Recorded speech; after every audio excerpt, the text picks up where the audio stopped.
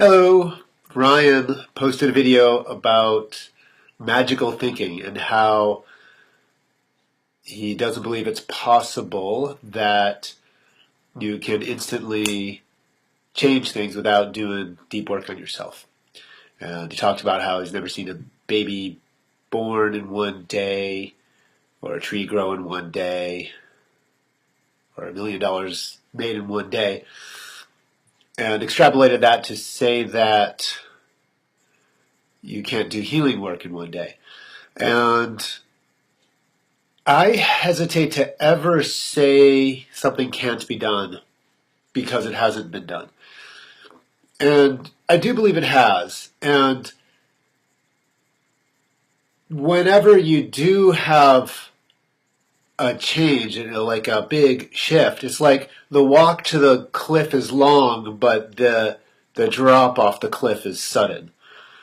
So it's possible that because the mind is it's so mercurial. Like your mind can shoot out to the middle of the galaxy like that. Like, it doesn't need to like walk to each planet. You can just put yourself out there.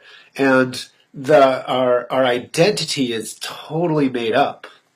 There's basically three parts to our being. There is our essence, the truth of who we are, our perfection. There's our identity, which is who we think we are. It's the mental process that runs inside saying, I am this, I am not that, I like this, I don't like that, I identity. It creates that. And it's that part of the mind is super fast, right? It's the reason this video works, right? The reason that you get this illusion of continued motion is because your mind is always making assumptions based on what it already believes and expects. So if you already believe and expect yourself to be a wounded healer, right, or the starving artist, or whatever that thing is, that whatever that brokenness is that you're hallucinating that you have, it just creates that over and over again, always looking for that evidence. And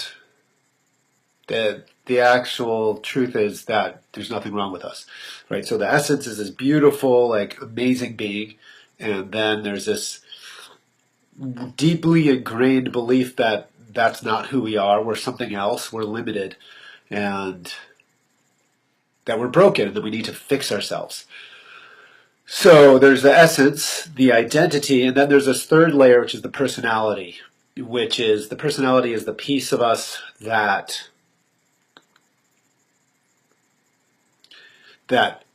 expresses out into the world what we like about ourselves, what we think is great, like, hey, and while masking the parts that we don't feel good about, like, I'm going to overcompensate with the positive so no one sees the negative. And yeah, so that's the personality.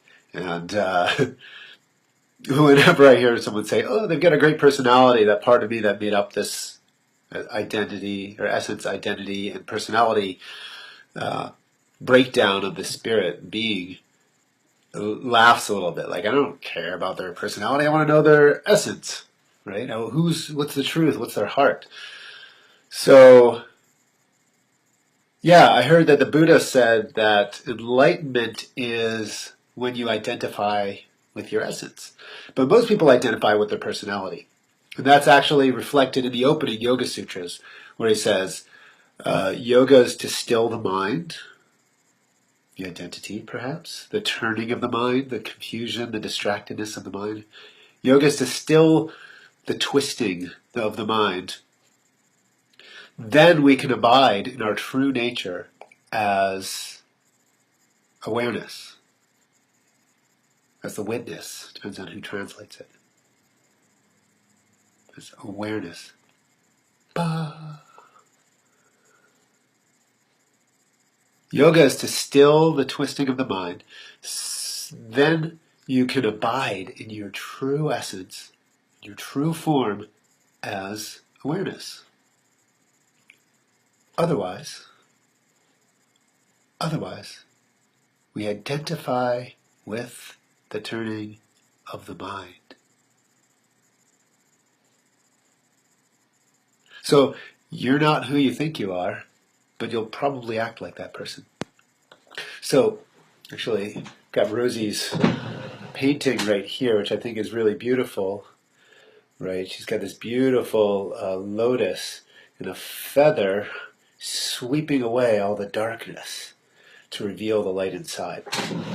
So that kind of is the healing path, and it usually does take work. But again, the work that you're doing is long, and letting it go and realizing that there's a light inside just waiting to be uncovered as your brightness, that anything that you think is wrong with you, you'll probably hide, mask with personality.